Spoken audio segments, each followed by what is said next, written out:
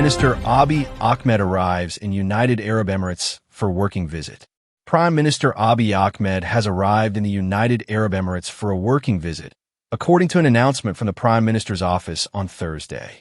During the visit, Abiy is expected to hold talks with senior United Arab Emirates officials on bilateral relations and other issues of mutual interest.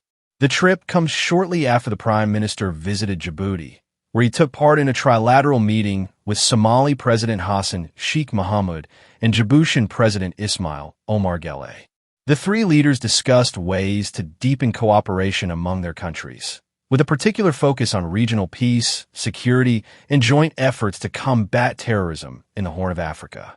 According to information released by the Somali President's office, the discussions also covered expanding mutual investment, strengthening people-to-people ties, and improving infrastructure connectivity to support faster regional economic integration.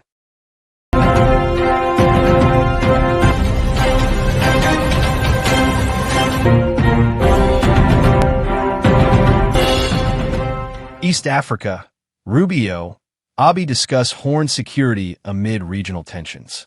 U.S. Secretary of State Marco Rubio held a phone call with Ethiopian Prime Minister Abiy Ahmed Ali to discuss regional security and cooperation in the Horn of Africa, the U.S. State Department said. The Secretary and Prime Minister discussed their shared commitment to regional stability, counterterrorism cooperation, economic prosperity, and building a foundation for long-term security in the Horn of Africa, Principal Deputy Spokesperson Tommy Pigott said in a State Department statement.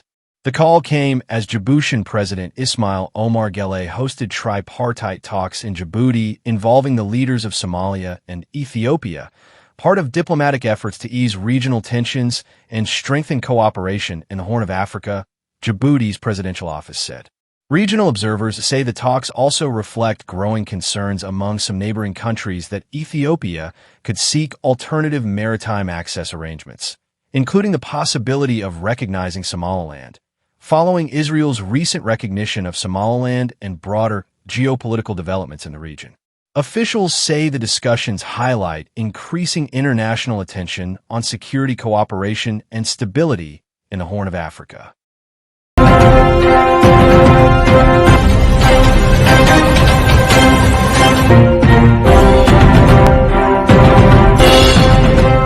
At least 64 killed, dozens reported missing in Ethiopia landslides, floods. The death toll from landslides and flooding in the Gamo zone of southern Ethiopia has risen to at least 64, with dozens more people missing, police have said. The number of people missing due to the recent flood in Gamo zone has reached 128, and according to the latest information, 64 bodies have been found, said the South Ethiopia Regional State Police Commission in a statement on Facebook on Thursday. The Gacho Baba District Communication Chief, Abebe Agena, said most of those who died were found buried in mud. It is not yet clear how many households were affected. Gamo Zone Director of Disaster Response Mesfin Manuka said that one person was pulled out of mud alive during rescue operations. Tilahun Kabeda, president of the South Ethiopia Regional State, expressed his sorrow over the disaster and urged residents to move to higher ground as rains continue. Given that it is the rainy season and these types of disasters could happen again, I'm calling on communities living in the highlands and flood-prone areas to take the necessary precautions, he said. Flooding caused by heavy rains has led to the deaths, with most of East Africa seeing heavy flooding in recent days. Dozens were killed in neighboring Kenya after torrential rain hit the capital, Nairobi, and other areas on Friday. Mudslides and floods caused by heavy rainfall are common in Ethiopia, especially during the rainy season.